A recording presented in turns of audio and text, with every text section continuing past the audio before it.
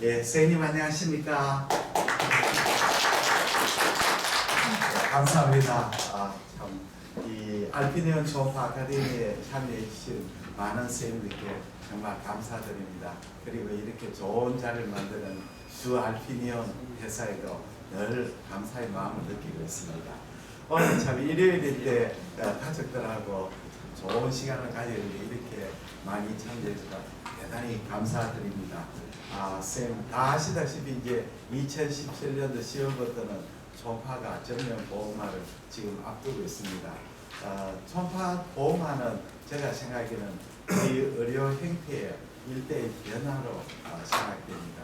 제가 늘 생각하는 것은 지금까지 우리 의사의 진료 행위가 각 개인의 독자적인 행동하고 독자적인 판단에 의해서 결정이 됐습니다만 이제 이 전면 보험화 되면 여러 가지 우리한테 좋은 점도 있고 나쁜 점도 있을 것 같습니다. 좋은 점은 역시 아무래도 이제 보험화 때문에 우리가 초음파를 하시려는 사람들이 폭발적으로 늘게 돼서 저희들한테는 굉장히 유리한 부분입니다. 그리고 건보공단이 흑자가 있기 때문에 초음파 거래에 대한 여러 가지 보수가도 만족스럽지 못하지만 그래도 생각보다는 후하게 책정이 되었습니다. 그리고 우리한테 이제 새로운 도전은 지금까지 우리 진료 행위가 독자의 행위로 끝났는데 지금은 모든 진료 행위가 영상화에 기반을 둬가지고 이것이 다 빅데이터에 다 저장이 될 것 같습니다. 그래서 우리한테 여러 가지 규제가 오게 됩니다. 초음파 영상이 이렇게 찍어야 된다. 또 환자는 어떻게 해야 된다. 비주얼, 고주얼처럼 이제 간섭이 오기 시작합니다. 어쩔 수 없는 거죠. 어쩔 수 없는 겁니다. 그래서 이 이제 영상화가 되고 이 영상화 자료들이 앞으로 굉장한 가치를 가지게 될 겁니다. 결국은 우리 의사들이 이제 결국은 환자의 진료가 에비던스, 영상의 기초를 둔 진료 행위가 필수적이 되어버립니다. 지금 제일 걱정하시는 선생님들이 지금 전공의 선생님들하고 지금 저쪽에 공직의 선생님이라든지 또 이제 펠로 선생님들 이런 분들은 지금 초음파를 배우지 못해가지고 굉장한 이제 고민을 하고 있습니다. 지금 요번에 뭐 대학개원내과에서 하는 뭡니까 의료 26일 하는데 초음파 현장 코스에 사이트가 오픈하자마자 금방 다 접수가 다 돼서 마감이 됐다는 걸 보면 굉장히 전공의 선생님들이 초음파에 대해서 걱정을 하고 있는 것 같습니다. 사람은 걱정해도요 실제로 행동에 옮기기가 굉장히 어렵습니다.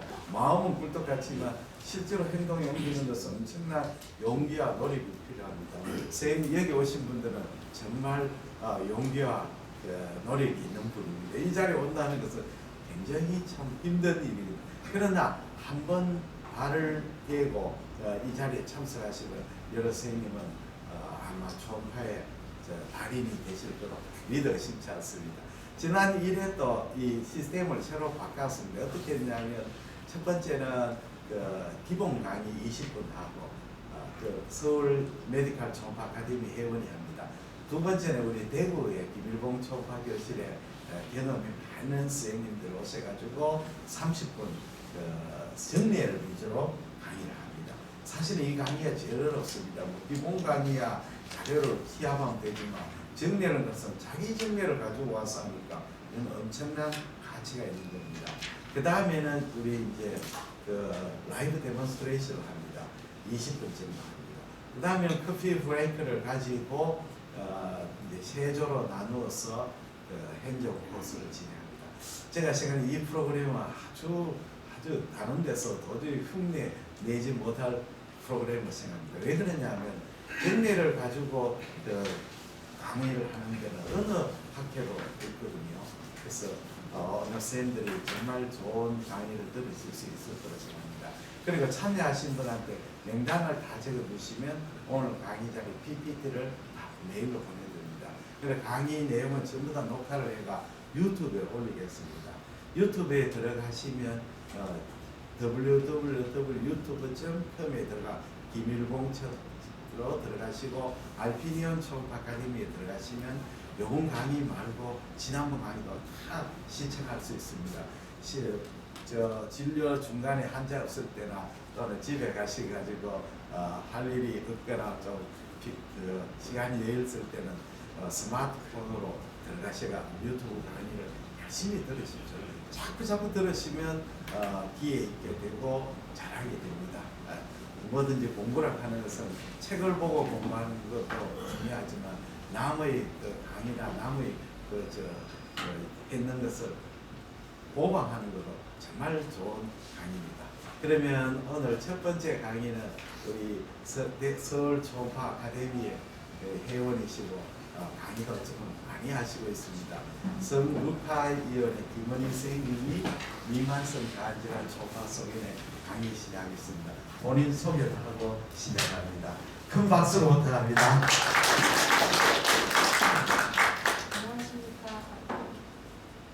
안녕하십니까. 서울 메디컬 초음파 아카데미 회원이고 성루파위원회 인직 중에 있는 김은희라고 합니다. 오늘 제가 말씀드릴 내용은 미만성 간질환의 초음파 소견에 대해서 말씀드리도록 하겠습니다. 우선 강의에 앞서서 리버의 전반적인 소변 스캐닝법에 대해서 말씀드리고 이후에 디퓨즈한 간 미만성 질환에 대해서 설명드리겠습니다. 루틴 소변 스캐닝은 우선 레프트 롭을 관찰하기 위해서 지폴드 프로세스 밑에 프로브를 롱지튜디널하게 세워서 서브튜디널 롱지튜디널 스캔을 시행을 하고 프로브를 90도 각도로 바꿔서 서브스튜디널 트랜스버스 스캔을 시행을 해서 다시 한 번 더 관찰하게 됩니다.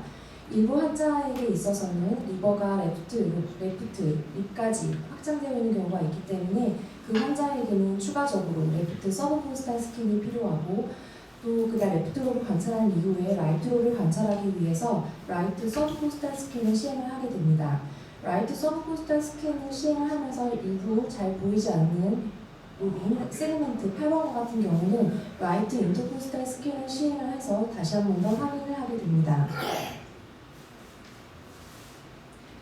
리버를 앞에서 보았을 때는 1번, 2, 3, 4, 5, 6, 7, 8 이렇게 시계 방향으로 돌아가는 양상으로 보이지만 초음파상으로 프로브를 돼서 모니터를 보았을 때는 이렇게 옆시계 방향으로 돌아가는 양상으로 보이게 되고 초음파 모니터상으로는 옆에 이렇게 모식표처럼 확인을 할 수가 있습니다.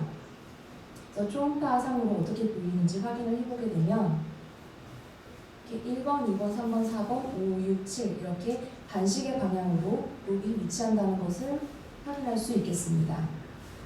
그래서 앞에서 말씀드린 대로 기본적인 스캔을 시행을 해서 보이는 초음파상 리버를 보게 되면 서브스트란 롱지튜디널 스캔을 시행을 해서 레프트 롭을 관찰을 하게 되고 다시 한 번 더 프로브를 90도 각도로 바꿔서 서브스트란 트랜스버스 스캔을 시행을 하게 되면 포탈 베인의 오블리컬 포션과 함께 각각의 세그멘트로 갖고 있는 포탈 베인을 확인할 수 있습니다.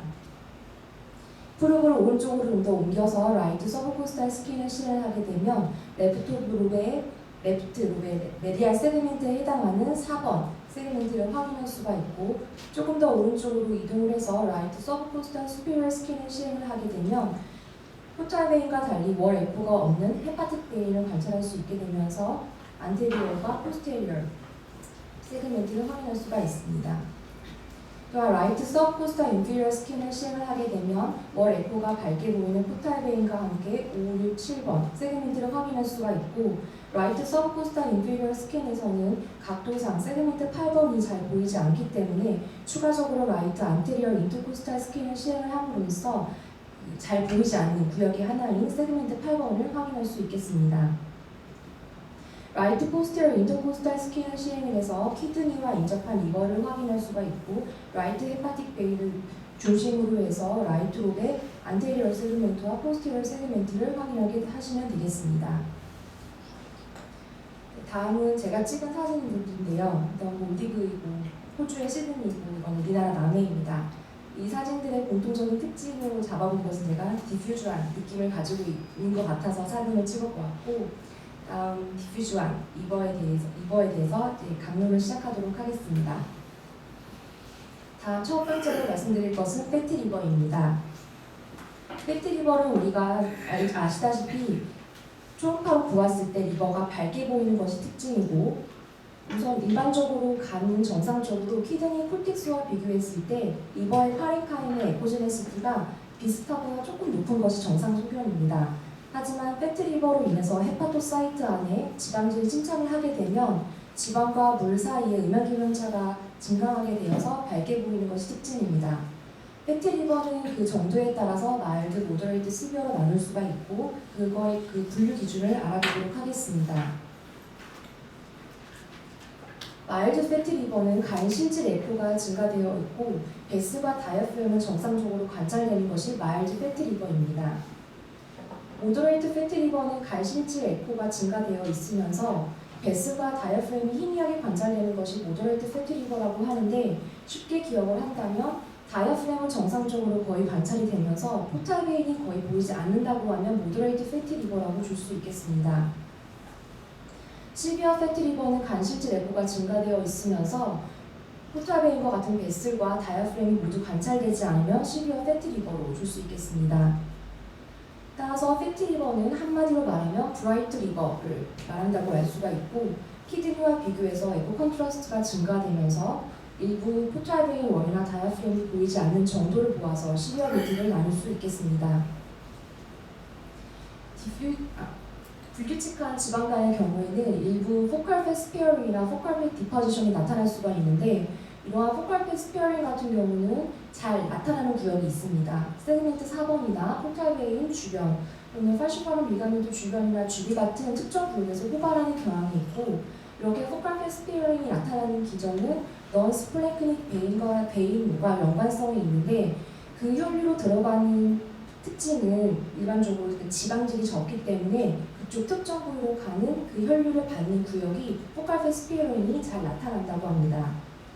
또한 포컬 팻 디포지션과 같은 경우에는 반대로 앞에서 말씀드린 포컬 팻 스피어링과 달리 이렇게 하이퍼 에코익한 양상으로 나타나게 되고 포컬 팻 스피어링이 나타나는 구역과 거의 비슷한 구역에서 확인할 수가 있습니다. 포컬 팻 디포지션이 생기는 이유는 정확하게 밝혀져 있지 않지만 혈액성 변화나 호르몬 변화와 관계되어 있다고 알려져 있습니다. 이렇게 포컬 팻 디포지션이나 스페어링 같은 경우는 매스와 혼동할 수가 있기 때문에 감별하는 것이 중요하다고 할 수 있겠습니다. 그러면 그 감별 포인트로는 호발하는 부위가 있다는 점과 지오그래픽 패턴을 보이거나 웨지 쉐입으로 보인다는 것, 그리고 매스와는 달리 캡슐이 없고 매스가 갖고 있는 매스 이펙트가 없으면서 그 포컬 팻 스페어링이나 디포지션이 나타나는 그 주위나 그 안으로 노멀 베슬이 지나간다는 것이 감별 포인트가 될 수 있겠습니다. 다음은 어큐트 헤파타이티스입니다. 어큐트 헤파타이티스의 진단 같은 경우는 혈청학적으로 하는 것이 맞지만 일부 초음파에서는 진단에 보조적으로 도움을 받을 수가 있겠고 일반적으로 주비월 시크닝이 나타날 수가 있으며 리버의 파렌카임이 다크 리버를 보이게 됩니다. 이렇게 주비월 시크닝이 나타나는 이유는 어큐트 헤파타이티스가 오게 되면서 림파틱 드레이니지가 원활하지 않기 때문에 주비월 시크닝이 나타날 수가 있고 그 리버의 에코제네시티가 떨어지는 이유는 그 헤파토사이트 안에 이데마가 생기면서 음양계면차가 희석되기 때문입니다. 따라서 어큐트 헤파타이티스는 한마디로 말하면 다크리버를 가진다고 할 수가 있고 일시적으로 생기는 증상이긴 하지만 리버의 파렌카임이 다크리버를 띠기 때문에 상대적으로 포탈 베인 월이 밝게 보이는 경향이 있고 아까 말씀드렸다시피 림파틱 드레이니지 원활하지 않아서 주비월 스크린과 함께 헤파토사이트가 제대로 기능을 하지 못해서 바일 프로덕션이 감소함에 따라서 바일 생산량이 줄어들어서 주비 안에 저장되어 있는 주비 안이 줄어들어서 콜랩스가 주비 루멘이 콜랩스되는 양상을 보일 수가 있고 일시적으로 포탈 하이퍼텐션이 생기면서 헤파토메갈리나 스프레노메갈리도 연관될 수 있겠습니다.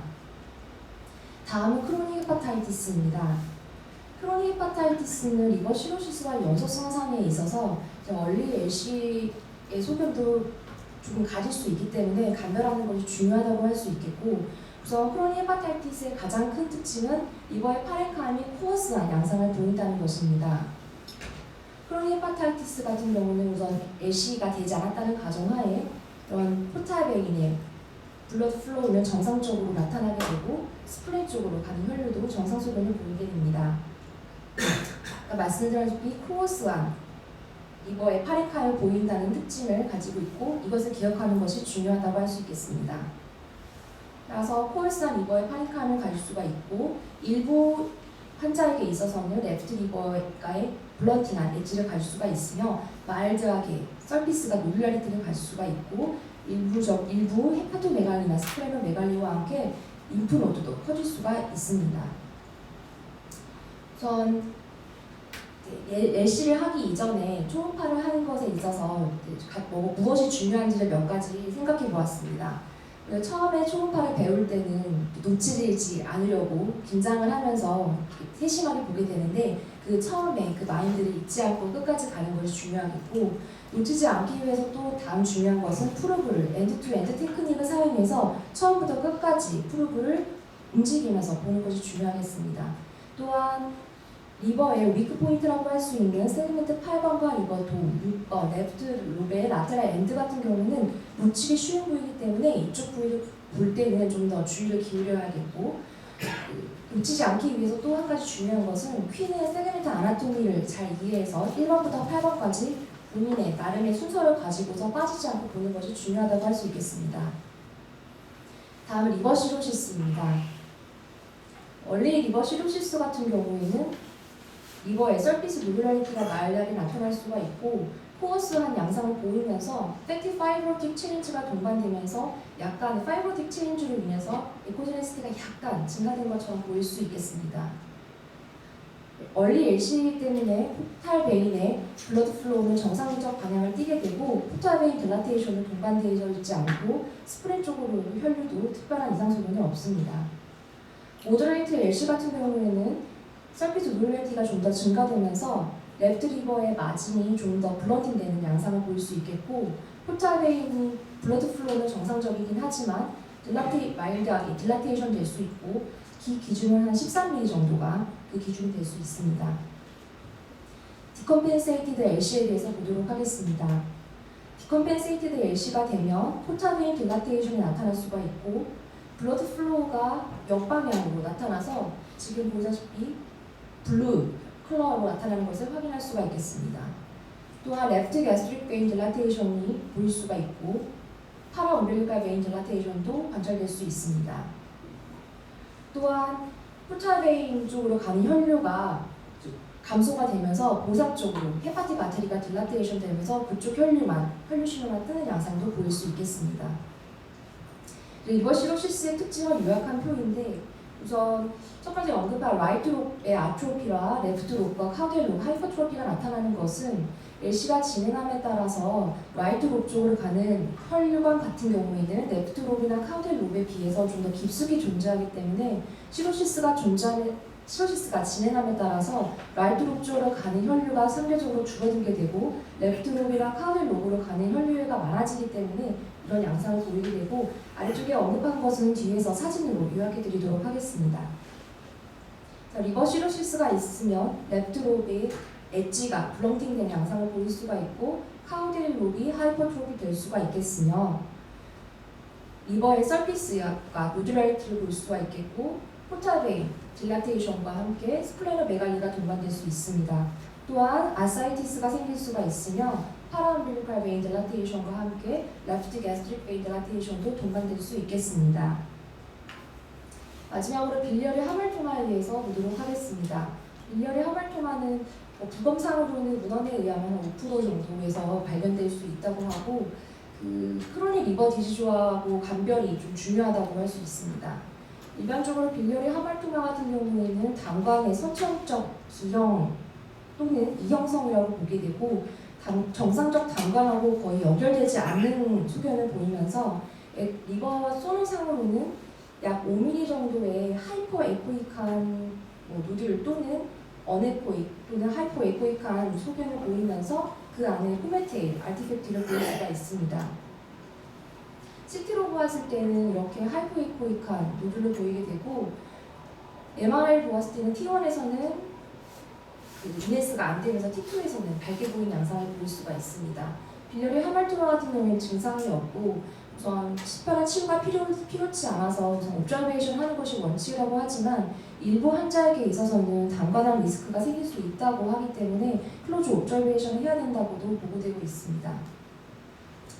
그래서 LC 환자 같은 경우에는 그 초음파를 시행을 할 때 좀 어려움이 있을 수 있습니다. 그 초음파 뷰가 잘 확보가 안 될 수가 있어서 어떻게 하면 잘 보일 수 있는지를 생각을 해보게 되면 환자의 포지션 체인지를 라테랄 데큐비티스와 같이 시행을 하게 되면 좀 더 잘 보일 수 있겠고 환자가 좀 힘들어할지라도 환자에게 호흡법을 좀 과하게 시켜서라도 뷰를 확보하는 것이 중요하겠고 또 인터코스탈 에어리어에서 확인을 하게 되면 조금 더 상을 좀 더 잘 볼 수 있겠으며 일부 LC가 좀 진행된 환자 같은 경우에는 컬러 도플러나 파워 도플러를 사용을 하게 되면 LC 환자에게서 나타나는 그런 다른 부가적인 소견들도 관찰하는 데 도움을 받을 수 있겠습니다. 마지막으로 저희 서울 메디칼 초음파 아카데미에서 3개월 전에 1회 심포지움을 하였었습니다. 그래서 이번에 2회 심포지움을 갑상선과 경동맥 초음파를 준비하였고 2월 26일 한림대 병원에서 저희가 아카데미를 가질 예정입니다. 중요한 거는 강좌비가 무료이기 때문에 사전 등록만 미리 메일 주시면 아직 자리가 여유가 있어서 연락 주시면 이때 오셔서 다 같이 공부하시면 좋을 것 같습니다. 이상입니다. 예, 김은희 선생님 강의 아주 요약 있게 잘 하셨습니다. 그러면 질문 있으면 질문을 받겠습니다. 질문 없으세요? 우리 코스한 것을 판단하는 데 있어서 제가 좀 문의하지 않는 모르니까 어떻게 코스하고 어떤 코스 안 한다는 걸 구체적으로 말씀해 주실 수 있나요? 예, 한번 대답해 주시죠. 약간 이제 패티파이브드 체인지가 동반되면 약간 불규칙한 영상을 보이게 되는데 사실 그거는 영상의 그런 의사마다 좀 보는 관점이 좀 다를 수가 있어서 그 느낌이라고 어떻게 말을 표현을 해야 될까요?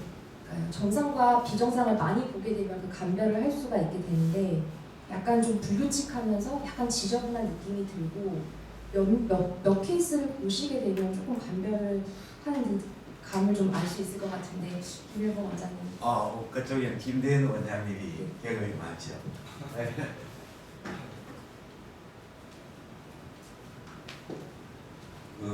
방금 김은희 선생님께서 말씀하셨듯이 특별한 노하우는 없습니다.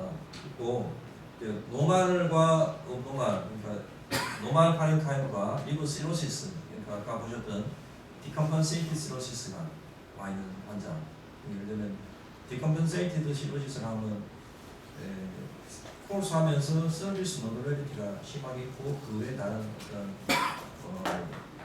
노브의 변화, 크기 아트로피라든지 하이퍼트로피라든지 그런 양상이 확실하게 있는 경우, 그런 경우에 있는 경우하고 노멀하고의 중간 상태를 보면 되거든요. 그래서 이제 콜스라는 것은 전체적으로 그냥 아주 스무스한 파렌카임이 아니고 노멀은 에코제니스틱 아주 스무스합니다. 스무스하고 물론 이 기계 세팅에 따라서 차이가 나긴 하겠지만 자기가 가지고 있는 그 기계에서 노멀 환자를 보시다 보면 아주 스무스한 패턴이 있는데 그 패턴에서 조금 아주 시로틱한 체질을 넘어가기 전에 약간 헤테로지너스하다고 생각하시면 돼요. 마진 자체가 노드웰트는 없지만 에코제니스틱이 약간 호모지너스하지 않고 헤테로지너스하다.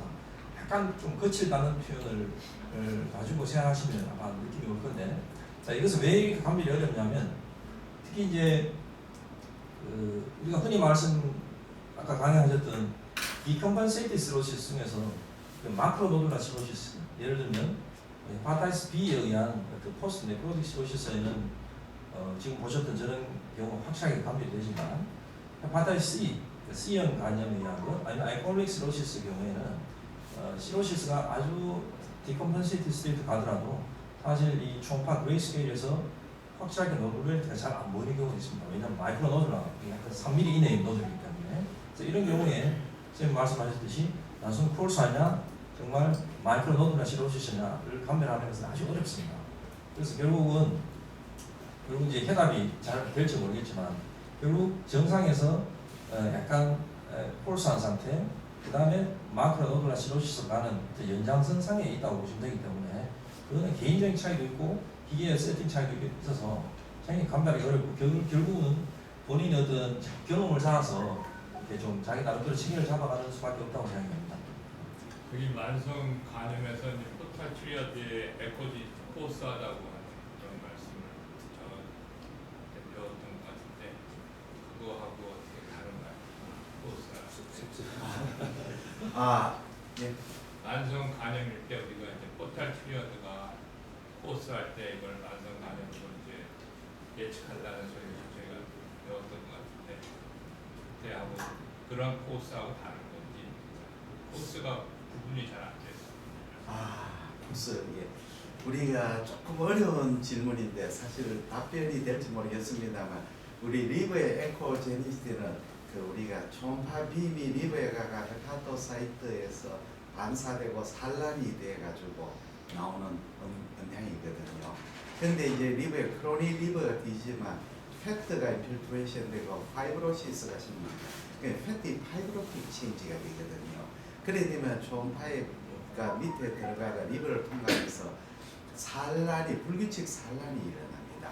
그래서 지방간이 왜 고액포로 되냐면 헤파토사의 패트하고 산란이 되니까 이 산란된 초음파가 주위에 있는 다른 헤파토사하고 조직에 그러니까 파이브로시스나 다른 구조에 하고 부딪혀가 그게 이제 부딪혀가 빔이 도로 올라오는 거거든요. 그게 산란에 의한 반사 때문에 고액포로 보입니다. 그것이 이제 균질하지 않기 때문에 호사하게 보입니다. 그래서 중요한 것은 우리가 크로닉 헤파타이티스는 패티 파이브 체인지에서 팻에 의한 고액포고 파이브로시스한 고액포가 판별이 안 됩니다. 그래서 크로닉 헤파타이티스 고액포인데 조직 검사를 보면 파이브로시스가 심한 것도 있고 어떤 거는 패트가 인필트레이션이 많이 되는 거죠. 그래서 초음파로서는 패티 파이브로 체인지를 원인이 정확하게 구별이 안 됩니다. 그래서 사실 그좀 물리학적 문제니까 들어가면 더 어렵습니다만 선생님 말씀한 대로 크로닉 헤파타이티스에는 그 포탈 에리어부터 염증이 시작되죠. 염증이 시작돼가 결국은 호소하게 보이는 겁니다.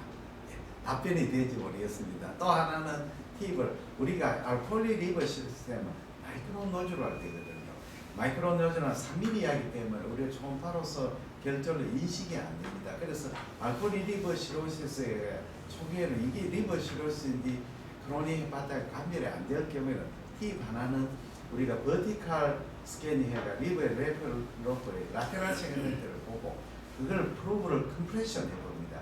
컴프레션 해보면 힘을 쭉 줘가 컴프레션 하면 정상 리버는 리버의 그 서피스 마진이 약간 컨케이브하게 밑으로 내려갑니다.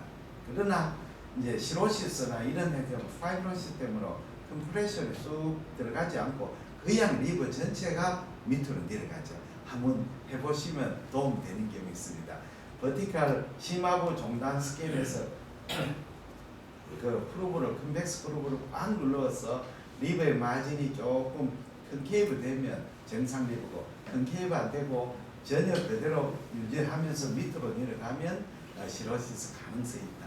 이렇게 이제 진단을 도움을 줍니다. 그러면 다음에 우리 김대현 쌤의 안이 갖겠습니다. 예, 끄다가 잠깐만요. 잠깐만 좀.